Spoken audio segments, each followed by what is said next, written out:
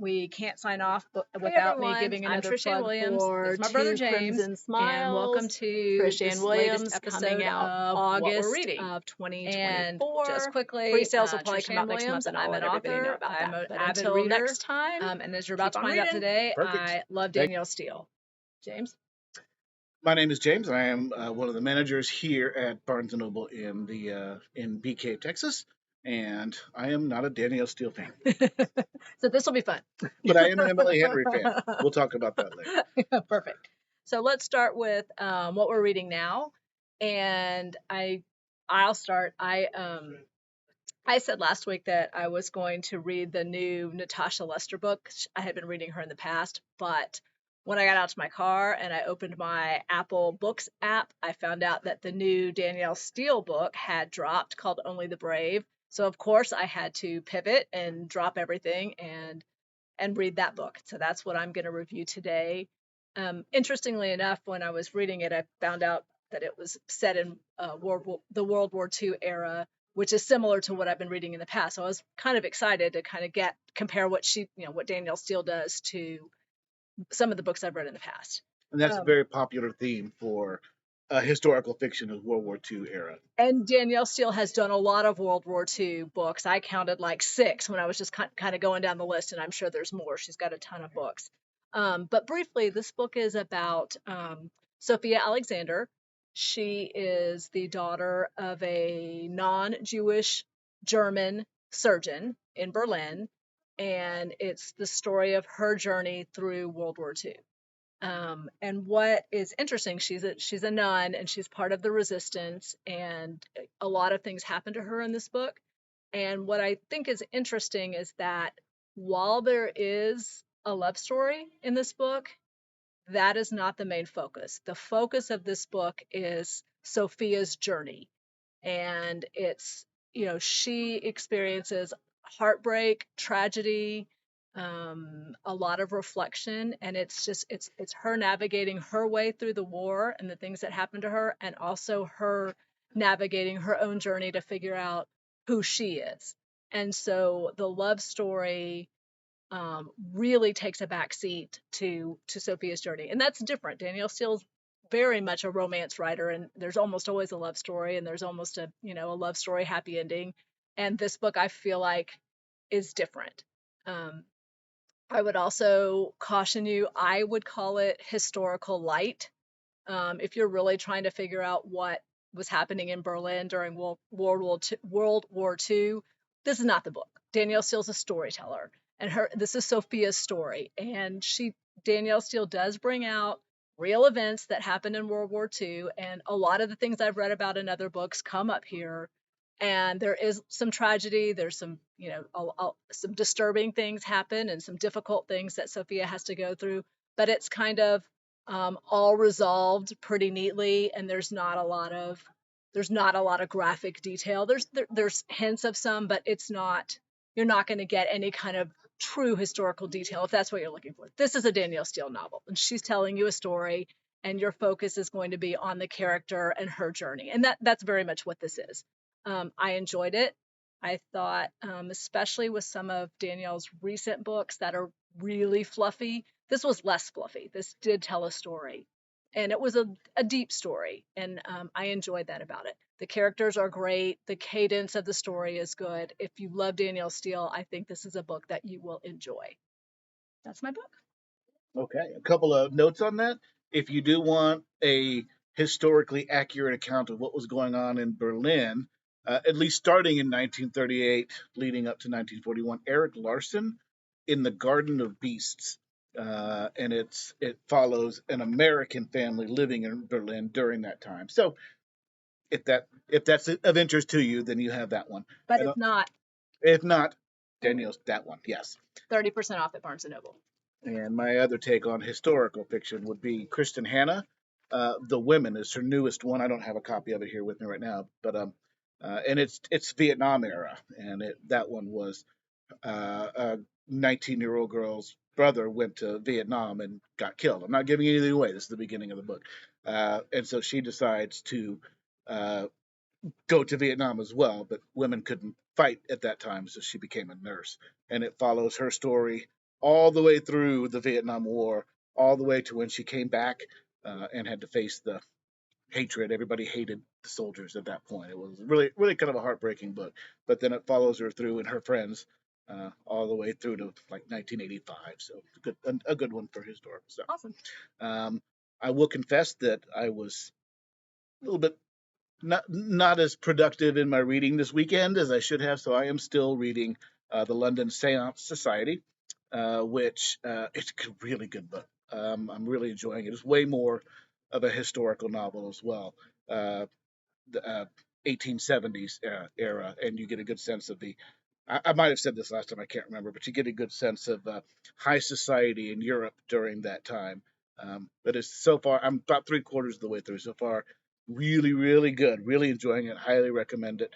Not scary. Nothing scary. It's a historical murder mystery, basically. Oh, that sounds good. So, yeah. I love it. Sounds good. Okay. All right. Well, so next we're going to talk about, and we're going to try to do this every time as well, what we've read before. And so my brother and I both have a long history of reading different books, a lot of books. We talk about them all the time. We have our favorites. So instead of just focusing on some of the stuff we're reading now, we're going to try to pick a topic each time, and talk about something that we've read in the past or something people maybe have not read. So this week's subject was first novels. And both of us today were like, oh, I didn't like bring, whatever, the Caterpillar book or a child's book. We both picked first books that were important to us. Mm-hmm. And I'll go first because I'm staying on theme. This is my first Danielle Steele book. It's called The Promise. And this is my garage sale copy that you'll see that I have. But this book is Danielle Steele's fourth book. Now, I read recently, I think she's on novel number 170 right now. This was number 4, written in 1977. And I was a little bit disappointed. I just recently learned that this novel is based on a screenplay written by someone else, and it was a movie first. Before she wrote it. And it actually says it on this book that I've been carrying for 20 years. I didn't put it together. So I think that's interesting. And it explains a lot because it's a little bit different than her normal books. But for me, The Promise is that book that, number one, made me love Danielle Steele. And number two, really made me want to be a writer, made me want to tell a story the way that she tells a story. So it really did influence me professionally.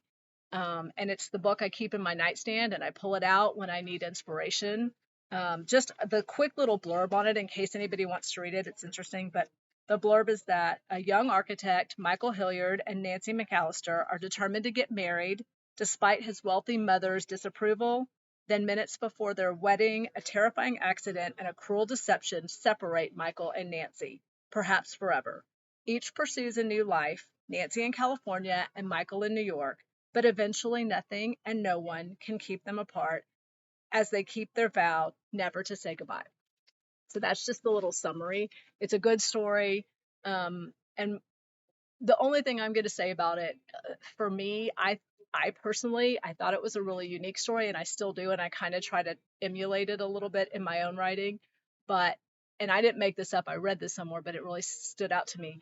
The story to me felt very real, even though some of the things that happen in the story are very unreal or not likely to happen. But you get really caught up in the story. It was my first introduction to the way she can develop a character, to the way she structures her sentences. So for me, always and forever, The Promise is my number one and my first Danielle Steele book. I'm curious. How has her writing evolved between book 4 and book just read, book 119? That's a good question.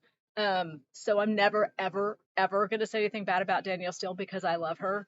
The Promise specifically, I feel like was just different just because it's a different story. I feel like Danielle Steele's early books were a little bit harder.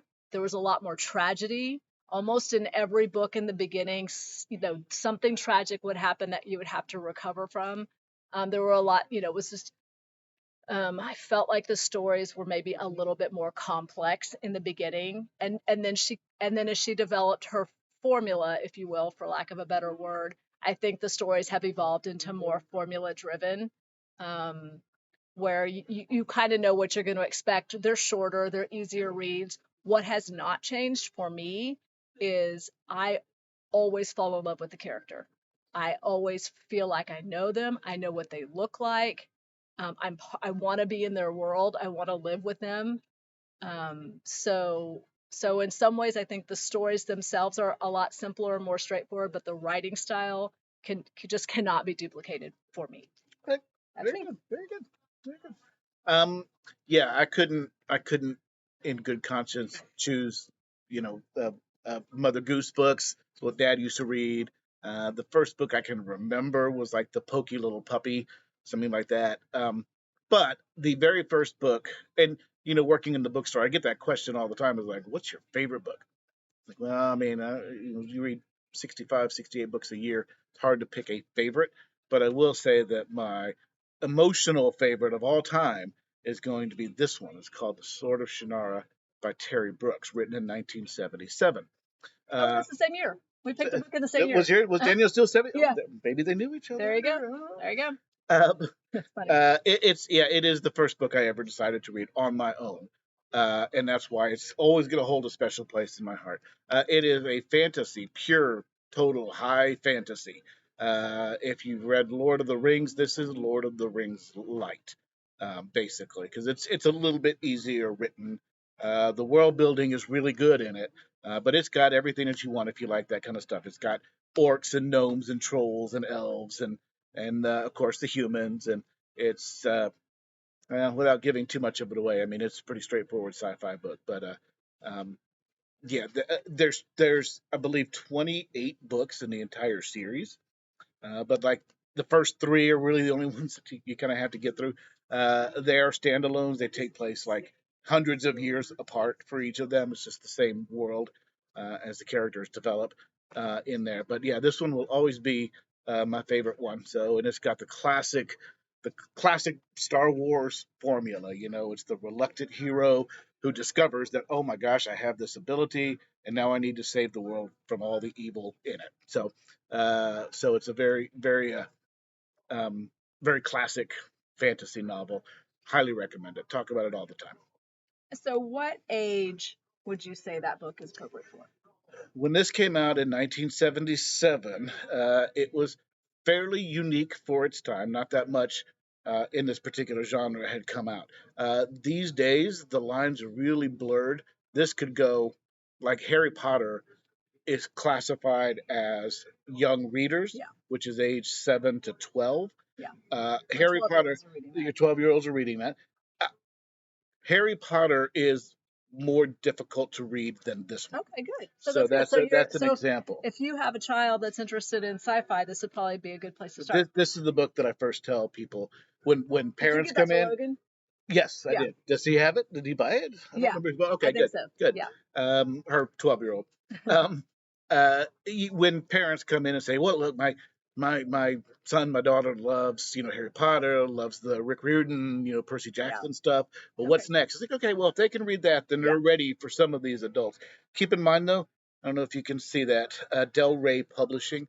Michael Del Rey is very strict in the graphic nature of what comes out in his books. So in a lot of these things, things happen, people do die, and there are romances, but there's nothing graphic about it. So for me and for my customers, I recommend this one as the opening the gateway to this is your gateway to all current teen um, fantasy adventures and leading into adult fantasy. Right, so two completely different recommendations. Completely different recommendations.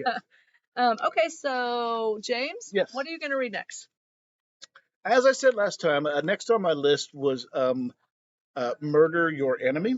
Oh, I'm sorry, Murder Your Employer. Yeah. And that was the academy to teach people how. But as the book business evolves, so do some of what you're going to read next titles evolve as well. So I'm not entirely sure if that's the one that I will get to next. It does sound like a really interesting book, and so I will read it, and I might talk about it in more knowledgeably in a future video. But for now, that is my plan. Though my plan is to read that one next.